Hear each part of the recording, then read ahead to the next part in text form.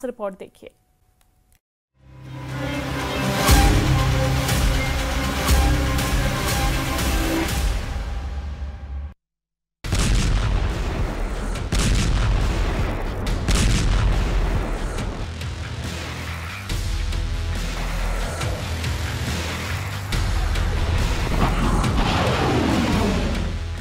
Yemen में Houthi विद्रोहियों के ठिकानों पर अमेरिकी हमले हुए तेज। एक एक कर हूथी विद्रोहियों के ठिकानों को अमेरिका अपनी बारूदी बारिश से तबाह करता नजर आ रहा है।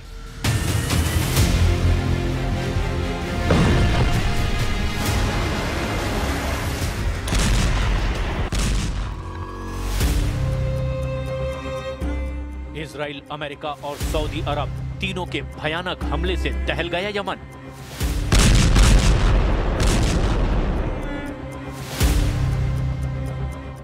गाजा से विस्फोटक युद्ध, फिलिस्तीन मिसाइल से हूथी लड़ाकों का पलटवार।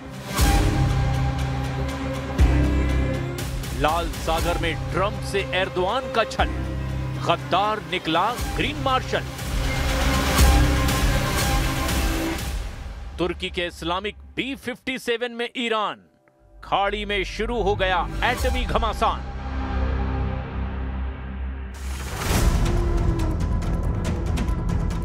गाजा से शिफ्ट होकर यमन में विध्वंसक युद्ध शुरू हो गया है, जहां 3 ताकतवर देशों ने भीषण हमला शुरू कर दिया है।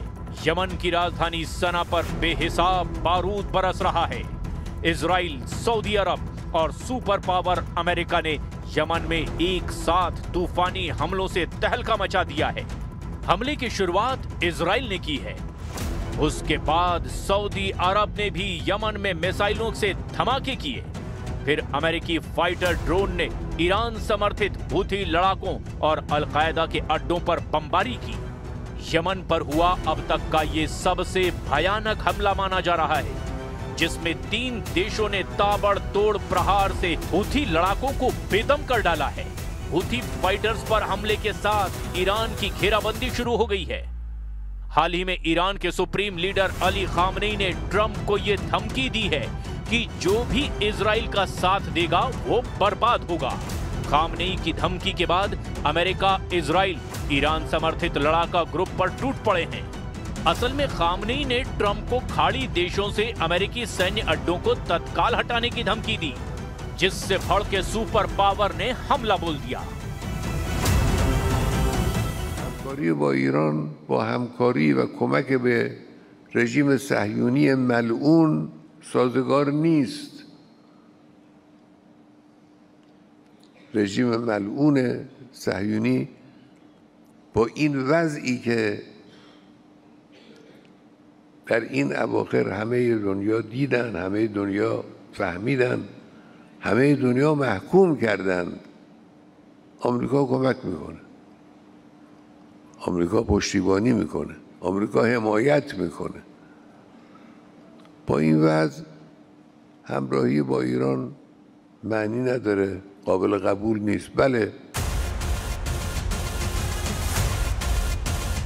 इजराइल ने हूथी लड़ाकों को फिर से फोड़ना इसीलिए शुरू किया कि हूथी चीफ ने नए युद्ध का ऐलान 5 नवंबर को किया है।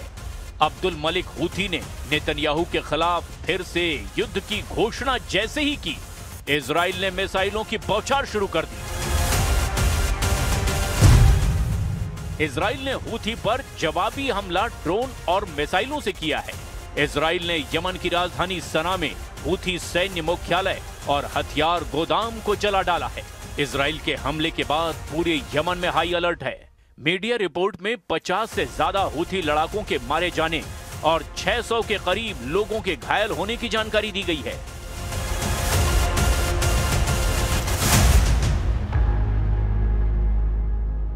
वहीं सऊदी अरब ने यमन के सादा सूबे में मिसाइलों की बौछार की है।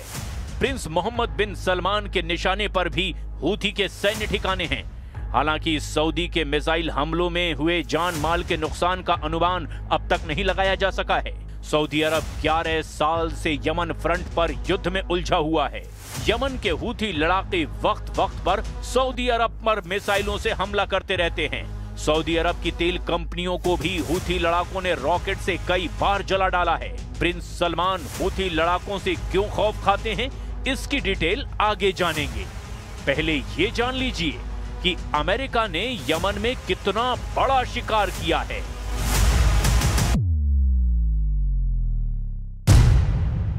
यमन मॉनिटर के मुताबिक अमेरिका ने हूथी फाइटर्स के साथ यमन में अल कायदा को लड़ाकू ड्रोन से दहला दिया है।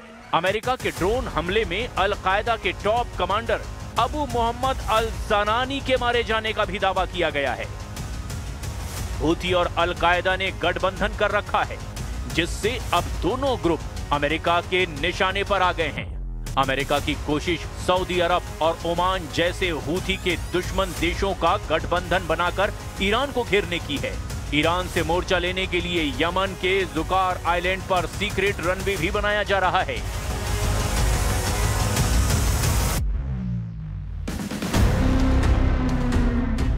प्लैनेट लैब्स बीबीसी ने सैटेलाइट तस्वीरों से जुकार द्वीप पर लगभग 2000 मीटर लंबे रनवे के निर्माण की जानकारी दी है। जुकार आइलैंड हूथी लड़ाकों के कंट्रोल वाले हुदैदा पोर्ट से करीब 90 किलोमीटर दक्षिण पूर्व में है। जुकार द्वीप लाल सागर में सामरिक महत्व के लिए सबसे अहम लोकेशन है।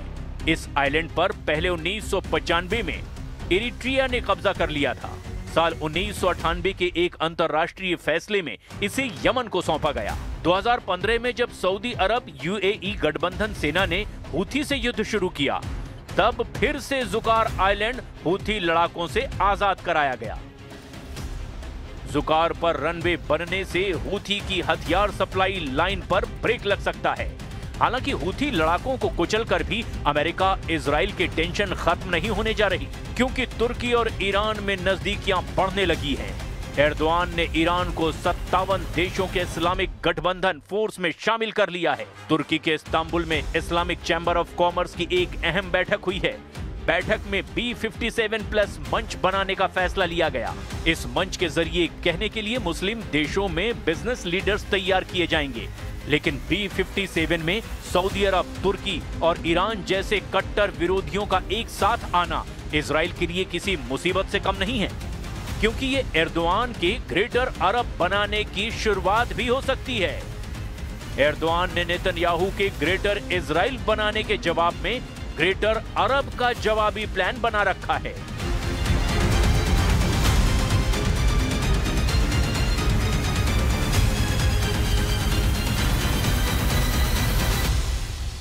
नेतन्याहू के ग्रेटर इजराइल प्रोजेक्ट के कट्टर विरोधी तुर्की के राष्ट्रपति हैं। एर्दोआन ने नेतन्याहू के जवाब में अपना अलग साम्राज्य बनाने का ख्वाब भी देख रखा है। एक तरफ नेतन्याहू का ग्रेटर इजराइल प्रोजेक्ट है और दूसरी तरफ है एर्दोआन का ऑटोमन साम्राज्य का ख्वाब, और इन दोनों इंटरनेशनल साजिशों को लेकर इस वक्त 2025 की सबसे बड़ी टक्कर होती नजर आ रही है। Suriye'nin parçalanmasına hangi kisveyle olursa olsun üniter yapısının bozulmasına rıza göstermeyiz. Bu konuda bir risk görürsek gerekli adımları süratle atarız. Netanyahu ने जब पहली बार ग्रेटर इजराइल को लेकर अपने इरादे जाहिर किए, तभी पूरे तुर्की में कोहराम मचा था। सबसे ज्यादा तनाव में तुर्की के राष्ट्रपति रेजिप ताइप एर्दोआन आए थे। एर्दोआन लगातार वही वीडियो देख रहे जिसमें हेलीकॉप्टर से उतरने के बाद नेतन्याहू उस पहाड़ पर पहुंचे जिसको कहा जाता है जबल अल शेख, यानी शेख का पहाड़। सीरिया की ऊंची चोटी को इजराइल में माउंट हेरमोन कहा जाता है। सीरिया में शेख के पहाड़ पर पहुंचकर नेतन्याहू बता चुके हैं अब अपना सीरिया पर कब्जे वाला उनका प्लान क्या है। אני פה בשיח חרמון עם שר הביטחון, הרמטכ"ל, אלוף פיקוד צפון, ראש השב"כ ומפקדים בכירים. אנחנו פה בחיתוך מצב כדי להחליט על היערכות ישראל במקום החשוב הזה עד שימצא סידור אחר שמבטיח את ביטחון ישראל. एर्दोआन की बड़ी ख्वाहिश है कि अखंड तुर्की बनाया जाए, सीरिया के उन इलाकों पर कब्जा किया जाए जो ऑटोमन साम्राज्य के दौरान उनकी जद में रहे हैं। इसमें सीरिया के इदलिब, अलेप्पो, दमिश्क और रक्का जैसे शहर भी शामिल हैं। जिन पर एर्दोआन की नजरें गड़ी हुई है। ये चारों शहर इस वक्त एर्दोआन के एजेंडे में हैं और लगता है कि सीरिया के इन शहरों के लिए तुर्की अब इजराइल के खिलाफ फिलिस्तीन वाला मोर्चा भी बंद करने के लिए तैयार है। क्या एर्दोआन का ये रवैया फिलिस्तीन के सबसे बड़े समर्थक ईरान और सीरिया के बीच युद्ध करा सकता है? क्या ये युद्ध वर्ल्ड वॉर में तब्दील हो सकता है? ये सवाल बार बार अब उठने लगे हैं। तुर्की की नीयत साफ नहीं है, ये बात ईरान बहुत अच्छी तरह से जानता है। एर्दोआन अपनी पार्टी के एक सम्मेलन में ये कह चुके हैं कि पहले विश्व युद्ध के बाद अगर अलग तरीके से सीमांकन होता तो अलेप्पो, दमिश्क, इदलिब और रक्का तुर्की में होते। पहले विश्व युद्ध में ऑटोमन साम्राज्य का नक्शा देखिए। पूरा लेबनान, फिलिस्तीन, सीरिया और इराक का बड़ा हिस्सा, यहाँ तक कि पश्चिमी और पूर्वी सऊदी अरब तक ऑटोमन एम्पायर तक फैला हुआ था। इसीलिए मैप देखकर एर्दोआन की कसक रह रहकर बाहर आती है, जबकि ये नक्शा देखकर सऊदी अरब भी चौकन्ना हो गया है। Bu yıl veya bu yol tıkanır veya dinamitlenirse işte o zaman devletimizin kadife eldivene sarılı demir yumruğunu kullanmaktan da çekinmeyin. बशर अल असद की सरकार गिराए जाने के बाद सीरिया में तुर्की को दबदबा बढ़ाने का बड़ा मौका मिल गया था, लेकिन सीरिया में तुर्की का दायरा बढ़ने का सबसे बड़ा फायदा इजराइल को हुआ, क्योंकि सीरिया में सबसे ऊंचे शेख के पहाड़ पर भी नेतन्याहू के कदम पड़ गए। नेतन्याहू का ये वीडियो देखकर ईरान भी बहुत ज्यादा तनाव में आया, क्योंकि लेबनान तक उसकी पहुंच अब पूरी तरह कट चुकी है। طبیعی است که کشورهای منطقه در این روند باید کمککار باشند بدون هر گونه مداخله مخرب یا هر گونه فشار و تهدید نسبت به جریان‌های فعال در سیاست سوریه.